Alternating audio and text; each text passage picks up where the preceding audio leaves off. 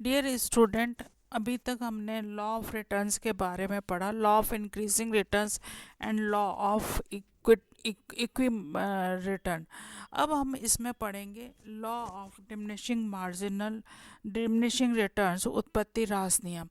Professor martial के शब्दों में उत्पत्ति ह्रास नियम केवल कृषि में ही लागू होता है, किंतु आधुनिक अर्थशास्त्री यह मानते हैं कि उनके अनुसार उत्पत्ति ह्रास नियम केवल कृषि में ही नहीं बल्कि उत्पादन के प्रति क्षेत्र में लागू होता है। आधुनिक अर्थशास्त्रियों ने इस नियम को परिवर्तनशील अनुपातों का नियम भी कहा है। मतलब मैंने आपको ये पहले वीडियो में भी बताया था, मार्शल ने उत्पत्ति ह्रास नियम केवल कृषि के क्षेत्र में बताया, जबकि आधुनिक अर्थशास्त्री इसको सभी क्षेत्र में मानते हैं। उत्पत्ति ह्रास नियम अथवा परिवर्तनशील अनुपातों का नियम उत्पत्ति के कुछ साधनों को स्थिर रखकर अन्य साधनों की मात्रा में वृद्धि के कारण उत्पादन की मात्रा पर पड़ने वाले प्रभाव की व्याख्या करता है।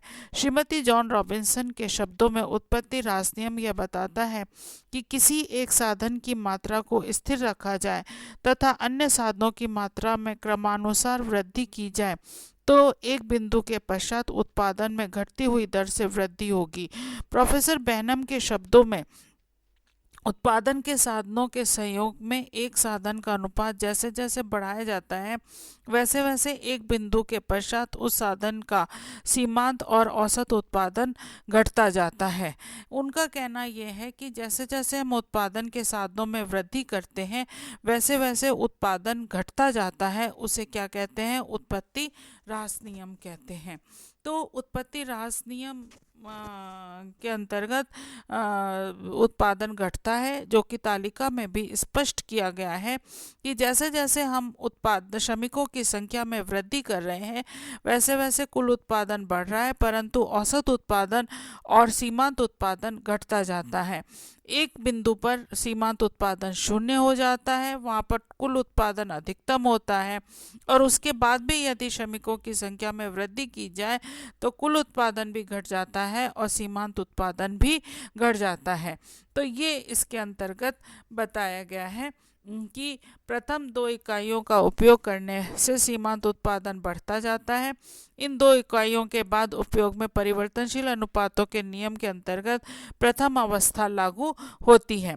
प्रथम अवस्था में कुल उत्पादन परिवर्तनशील साधन में की गई अनुपातिक वृद्धि की तुलना में ज़्यादा अनुपात में बढ़ता है। श्रम की तीसरी इकाई में छठी इकाई के प्रयोग के से सीमांत उत्पादन निरंतर कम हो रहा है, इसलिए यहाँ परिवर्तनशील अनुपातों के नियम के अंतर्गत दूसरी अवस्था लागू हो जाती है। तो 3 अवस्थाएं बताई हैं, प्रथम अवस्था, द्वितीय अवस्था और तृतीय अवस्था। प्रथम अवस्था में उत्पादन बढ़ रहा है, दूसरी अवस्था में उत्पादन कम हो रहा है और तृतीय अवस्था में उत्पादन ऋणात्मक हो जाता है। तो ये इसके अंतर्गत दर्शाया गया है। इस नियम की दूसरी अवस्था में परिवर्तनशील साधन की मात्रा में जिस अनुपात में वृद्धि होती है उसकी तुलना में कुल उत्पादन कम अनुपात में बढ़ता है, क्योंकि वहाँ पर मार्जिनल प्रोडक्शन गिरने लगा है और एवरेज प्रोडक्शन भी गिरने लगा है, और कुल उत्पादन अनुपात इस 7वीं इकाई श्रम में उपयोग पर सीमांत उत्पादन शून्य है जब कुल उत्पादन अधिकतम है। आप देखिए कि एम बिंदु पर सीमांत उत्पादन क्या है? शून्य है और एच मैक्सिमम है, और इसके पश्चात सीमांत उत्पादन ऋणात्मक होने पर कुल उत्पादन घटने लगता है और श्रम की 8वीं इकाई का उपभोग करने पर सीमांत उत्पादन ऋणात्मक हो जाता है और कुल उत्पादन घटने लगता है। इसलिए इसे ऋणात्मक सीमांत उत्पादन या परिवर्तनशील अनुपात के नियम की तीसरी अवस्था भी कहते हैं। तो ये आप चित्र के अंतर्गत देखिए, वाई एक्सिस पे हमने कुल, औसत और सीमांत उत्पादन लिया है और एक्स एक्सिस पर परिवर्तनशील साधन की मात्राएं ली हैं, जिसमें ये तीनों अवस्थाएं दिखलाई गई हैं। अब आता है इसके बाद जैसे जैसे परिवर्तनशील साधन की इकाइयाँ स्थिर साधनों के साथ बढ़ती हैं वैसे वैसे कुल उत्पादन भी बढ़ता है। कुल उत्पादन टीपी वक्र ओएम परिवर्तनशील साधन के प्रयोग पर अधिकतम हो जाता है और एच बिंदु के बाद कुल उत्पादन वक्र नीचे की ओर गिरने लगता है। कुल उत्पादन टोटल प्रोडक्शन वक्र के बिंदु पर तीव्र गति से ऊपर की ओर बढ़ता है और के बिंदु के बाद वृद्धि दर मंद पड़ जाती है और एच बिंदु पर वृद्धि दर समान है तथा एच बिंदु के बाद इसमें गिरावट की प्रवृत्ति है। सीमांत उत्पादन वक्र परिवर्तनशील साधन की ओ ए इकाई का बढ़ता जाता है और यह अधिकतम हो जाती है। ओ ए परिवर्तनशील साधन के बाद सीमांत उत्पादन वक्र नीचे की ओर गिरता जाता है और ओ एम प्रति परिवर्तनशील साधन के उपयोग पर यह शून्य हो जाता है। ओ एम परिवर्तनशील साधन के बाद तथा साधनों के प्रयोग करने पर सीमांत उत्पादन ऋणात्मक हो गया है। औसत उत्पादन वक्र भी शुरू में ओ एन परिवर्तनशील साधन के प्रयोग तक बढ़ता जाता है, इसके बाद इसमें नीचे की ओर गिरने की प्रवृत्ति है। चित्र में ओ एन इकाई तक परिवर्तनशील अनुपातों के नियम की पहली अवस्था अर्थात क्रमागत उत्पत्ति वृद्धि नियम लागू हो रहा है। द्वितीय परिवर्तनशील साधन की एनएम इकाई पर द्वितीय अवस्था मतलब उत्पत्ति ह्रास नियम लागू होता है और तीसरी परिवर्तनशील साधन की ओएम इकाई के उपयोग के बाद परिवर्तनशील अनुपातों के नियम की तीसरी अवस्था अर्थात ऋणात्मक प्रतिफल का नियम लागू हो रहा है। तो इस तरीके से ये तीनों नियम यहाँ पर लागू हो रहे हैं। इसके बाद आता है उत्पत्ति ह्रास नियम की मान्यताएं। एक उत्पत्ति साधन परिवर्तनशील होता है, बाकी अन्य स्थिर होते हैं। जैसे हमने यहाँ पर लेबर को लिया है। परिवर्तनशील साधन की समस्त इकाइयाँ समरूप होनी चाहिए, तकनीकी स्तर में कोई परिवर्तन नहीं होना चाहिए, स्थिर साधन अविभाज्य होने चाहिए और विभिन्न उत्पत्ति साधन अपूर्ण स्थानापन्न होते हैं। स्थिर साधन सीमित एवं दुर्लभ है। उत्पत्ति ह्रास नियम लागू होने के कारण। क्यों लागू होता है उत्पत्ति ह्रास नियम?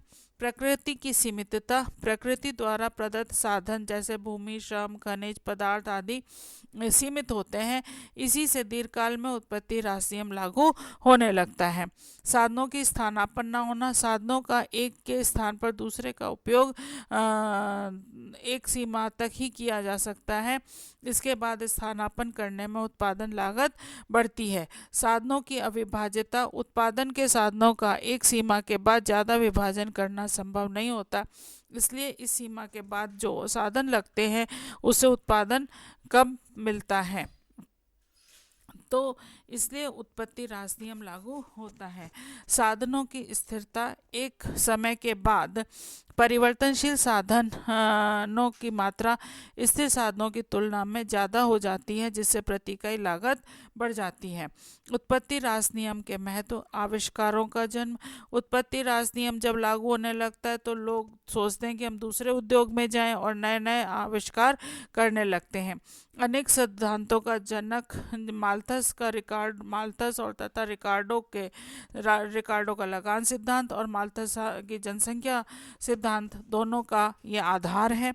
दैनिक जीवन में महत्व। यह नियम कहता है कि श्रमिक, भूमि, पूंजी, लेखक, कलाकार एक सीमा से ज़्यादा काम करते हैं तो काम करने की क्षमता कम होने लगती है।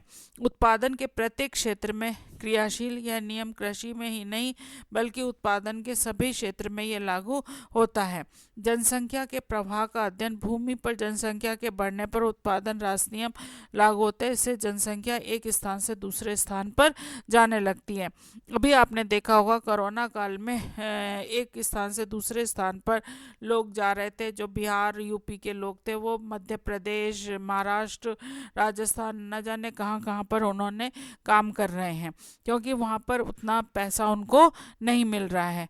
जनसंख्या रहन सहन के स्तर की माप। यह नियम कहता है कि उत्पादन के साधनों में वृद्धि करने पर एक बिंदु के बाद उत्पादन घटती हुई दर से बढ़ता है, इससे लागत और कीमतें बढ़ जाती हैं, अतः पहले की वस्तुएं महंगी होती हैं और लोगों को रहन सहन का स्तर गिर जाता है।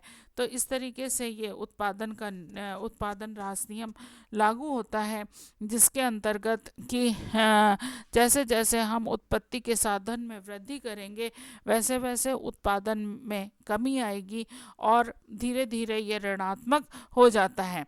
जब ये ऋणात्मक होने लगता है तब जो उत्पादक है वो अन्य साधनों का आविष्कार करता है, अन्य क्षेत्रों में उत्पादन करता है, जिससे उसको